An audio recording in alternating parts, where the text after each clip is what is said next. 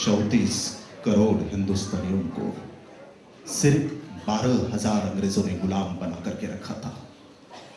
दुनिया हंस रही थी हम पर, क्योंकि दुनिया जानती थी कि सारे हिंदुस्तानी एक साथ थूके तो भी ये अंग्रेज बह जाएंगे। लेकिन हमें इकट्ठा करेगा कौन? हमें एकता सिखाएगा कौन?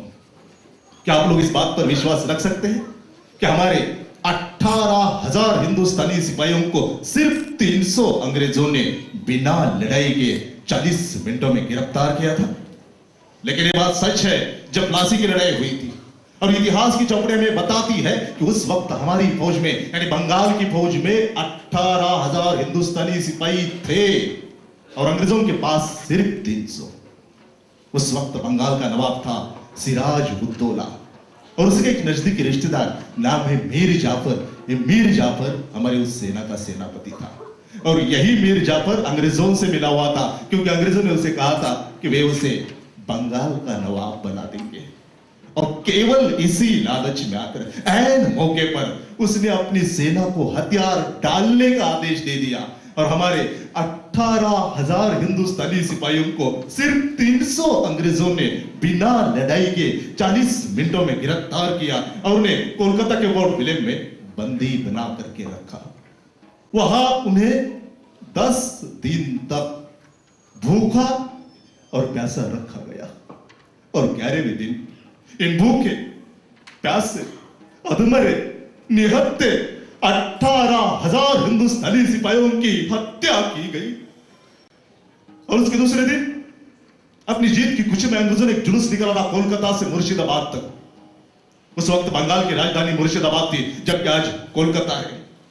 तो ये 300 अंग्रेजों का जुलूस जा रहा था कोलकाता से मुर्शिदाबाद तक। तो उसे देखने के लिए रास्ते के दोनों तरफ करीबन 20 लाख हिंदुस्तानी खड़े थे। उस वक्त अंग्रेजी फौज का सेनापति था रॉबर्ट क्लाइव। उसके दिल में ख्याल आया था, उसने अपने डायरी में लिख करके रखा इस बात को, आप लोग भी गौर से सुनिएगा। उसने लिखा है कि हमारे 300 अंग्रेजों का जुलूस जा रहा था कोलकाता से मुर्शिदाबाद तक। तो उसे देखने के लिए रास्ते के दोनों तरफ करीबन 20 लाख हिंदुस्तानी खड़े थे। अगर उस वक्त हमारा जुलूस देखने वाले हर एक हिंदुस्तानी ने एक छोटा सा पत्थर उठाकर हम पर फेंका होता तो हिंदुस्तान तो उसी दिन आजाद हो गया होता। लेकिन हमें इकट्ठा करेगा कौन? हमें एकता सिखाएगा कौन? धर्म संस्था पुनर्थाय संभवामि युगे युगे। भगवान का वचन खाली नहीं गया। फिर हमें बचाने के लिए एक महात्मा है जिन्होंने हमें एकता सिखाई, सत्याग्रह और अहिंसा का रास्ता दिखाया। तो चलिए आज इसी बहाने उस महात्मा की यादों को भी ताजा करें जिन्होंने हमें आजादी तो दी, लेकिन बिना हाथ में शस्त्र लिए, बिना ढाल का इस्तेमाल किए।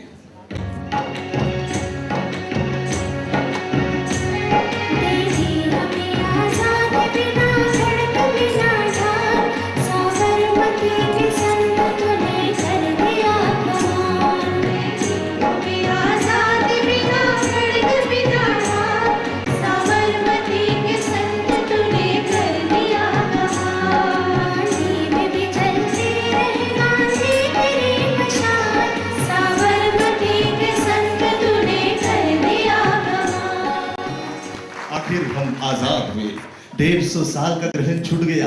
3 पुश्तियों से हम जिस क्षण का इंतजार कर रहे थे वो क्षण आया था। बहुत सालों के बाद आंखों में खुशी के आंसू आए और कुछ पल के लिए दिल ने चाहा कि बीते हुए गमों को भुलाकर नाचे गाए। बैलों के गले में घुंघरू बजने लगे, सुबह की शहनाइयां बजने लगी और अपना तन मन भुलाकर सारा संसार झूम उठा।